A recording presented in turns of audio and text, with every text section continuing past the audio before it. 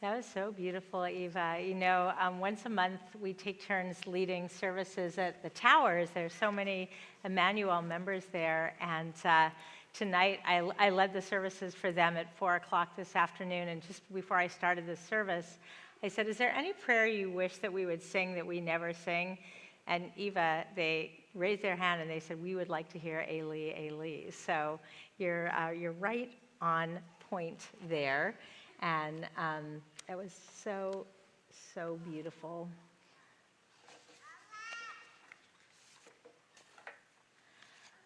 Shabbat Shalom. Last week, just 1 week ago, I strolled the beautiful Garfield Park Conservatory in Chicago while visiting my 2 daughters there.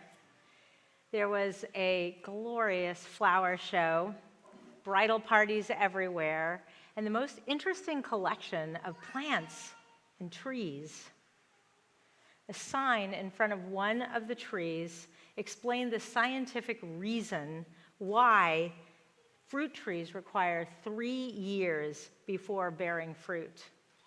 I immediately thought of that passage in next week's Torah portion that says when you get to the promised land and you plant any fruit tree, 3 years it shall be forbidden for you not to be eaten.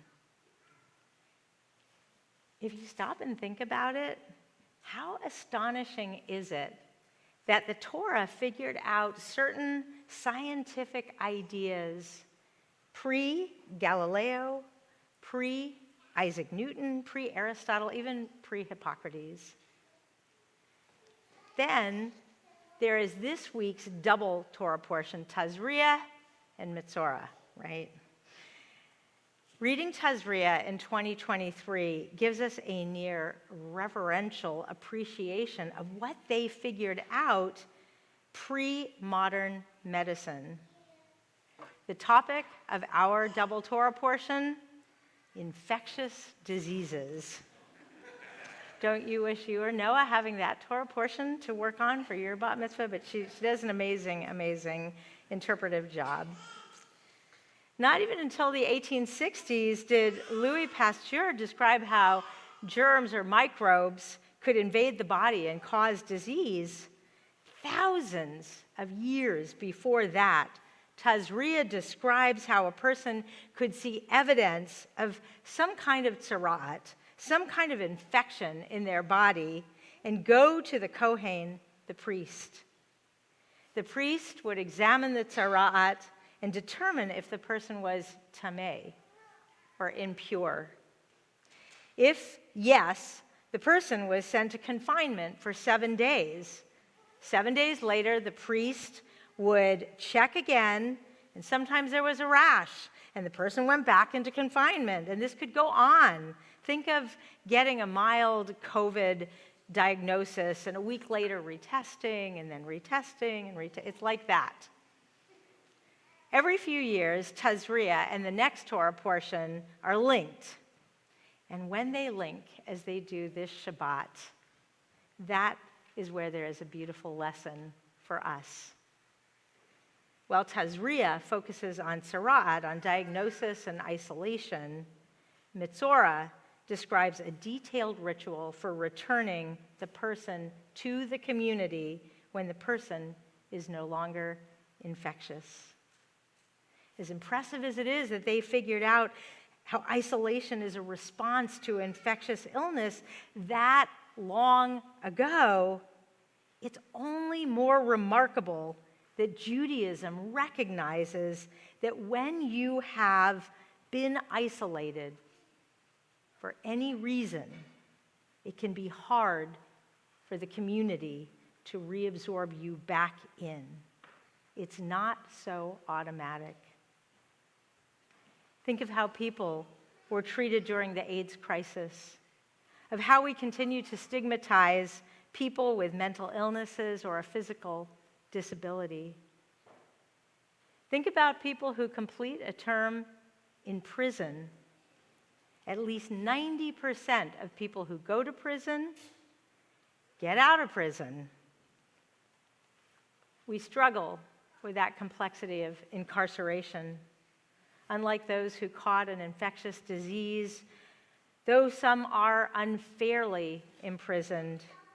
Many prisoners bear personal responsibility because they committed a crime, and many were violent, and some took one or more human lives. As with a tzaraat, they are separated from society to keep them from harming anyone else. Many of us grew up with the notion that our prisons were filled with bad guys who deserved to be locked up. But as we continue to learn, America has a mass incarceration problem with a strong racial bias. For this reason, there are a growing number of prison reform initiatives and re-entry programs that really, in their way, mirror what we read about in the Torah portion this Shabbat, about thinking about how re-entry works for people. Tazria and Metzora present us with societal protection and communal re-entry as moral imperatives. We no longer have priests, but communities like our congregation, Emanu-El, exist to help bring people out of isolation and more fully into community. There are times when isolation must occur. With an infectious disease, isolation is how we protect others. Prison is where violent prisoners need to be to protect the population. People suffering from extreme forms of mental illness need to be in facilities where they will be safe for themselves and for others. Addicts need to be in safe and effective treatment programs. Parts of the Torah may seem irrelevant, but in many instances, the Torah was way ahead of its time and timeless in its wisdom. Just as the Torah knew that fruit trees should not be touched for 3 years, there was also an ancient understanding of the need to pay attention to how we bring isolated people back in. There are so many different sources of isolation and loneliness. We no longer have priests, but each of us is an ambassador of human connection. We each hold the power to welcome back others into the community. When we fight stigma and bring people back in, we are a kingdom of priests and a holy people.